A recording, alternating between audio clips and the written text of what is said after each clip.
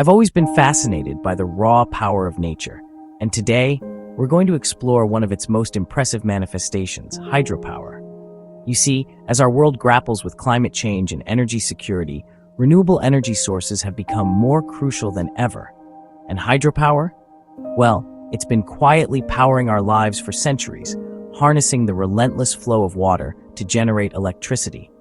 So, let's explore this incredible force and uncover how it's shaping our energy future. Now, you might be wondering, what exactly is hydropower? Well, it's pretty simple at its core. Hydropower is all about using the energy of moving water to generate electricity. Hydropower isn't just about big dams and reservoirs. It comes in all shapes and sizes, from massive installations that can power entire cities to small-scale systems that might serve a single community. And the best part? The water cycle, driven by the sun, keeps replenishing our rivers and lakes, making hydropower a renewable resource that's available around the clock. The story of hydropower is as old as civilization itself. Imagine ancient water wheels slowly turning, grinding grain in mills along riverbanks. These simple machines were the great-great-grandparents of modern hydroelectric plants. But the real game changer came in the late 19th century. That's when engineers figured out how to use water to generate electricity. It turns out that the first hydroelectric power plant was built in 1878 at Craigside in Northumberland, England. Just a few years later, in 1881, a plant in Niagara Falls began lighting up the streets of the nearby town. From there, the technology spread like wildfire. Today, hydropower accounts for about 16% of global electricity production and 70% of all renewable electricity. That's a lot of power from water. Okay, so how does hydropower actually work? The principle is beautifully simple. It all starts with water stored at a higher elevation.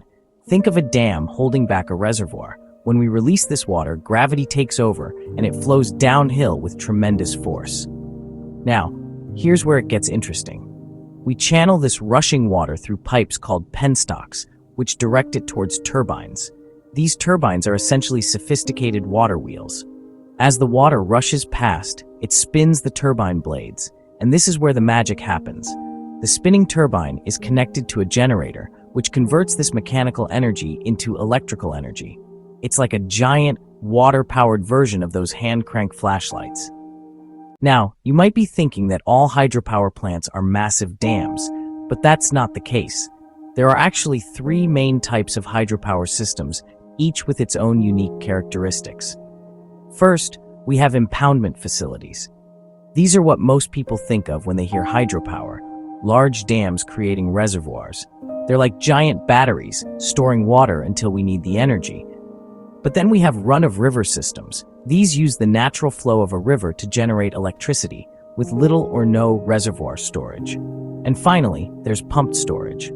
This is where it gets really fascinating. These systems actually pump water from a lower reservoir to a higher one when electricity demand is low, essentially storing energy for later use. When demand peaks, they release the water back down through turbines. It's like a giant rechargeable battery, but with water. So, why is hydropower such a big deal? Well, for starters, it's renewable. As long as we have the water cycle, we have hydropower, and it's incredibly efficient.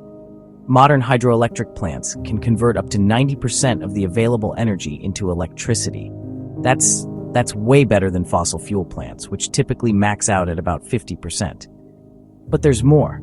Hydropower plants can start generating electricity almost instantly, making them perfect for meeting sudden spikes in energy demand. They also help stabilize the electrical grid, working in harmony with more variable renewables like wind and solar. And let's not forget, hydropower produces very low greenhouse gas emissions once it's up and running. Now, I know what you're thinking. If hydropower is so great, why isn't it everywhere? Well, it's not all smooth sailing. Building large dams can have significant environmental impacts. When we create reservoirs, we're fundamentally changing river ecosystems. This can disrupt fish migration patterns and alter habitats for countless species. And it's not just wildlife. Large hydropower projects can displace entire human communities. There are other challenges too. Dams can trap sediment that would normally flow downstream, affecting river dynamics and potentially reducing the dam's lifespan. And in some cases, the decomposition of submerged vegetation in reservoirs can release methane, a potent greenhouse gas. Let's talk about some of the most impressive hydropower projects on Earth. The Three Gorges Dam in China is an engineering marvel.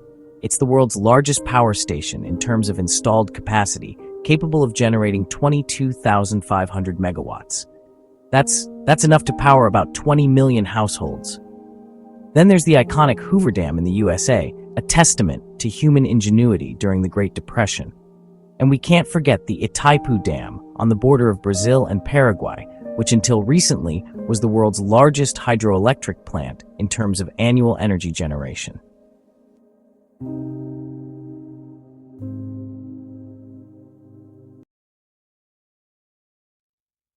Engineers are developing fish-friendly turbines that allow safe passage for migrating species. We're seeing a rise in micro-hydro systems, which can generate power from small streams with minimal environmental impact. Exciting research into new materials and designs could make hydropower plants even more efficient and sustainable. Hydropower's ability to quickly respond to demand makes it an excellent partner for variable renewables like wind and solar. As we develop new technologies and improve our practices, hydropower will continue to evolve, helping us build a more sustainable world. From ancient water wheels to modern megadams, hydropower has been with us for centuries, and it's not going anywhere.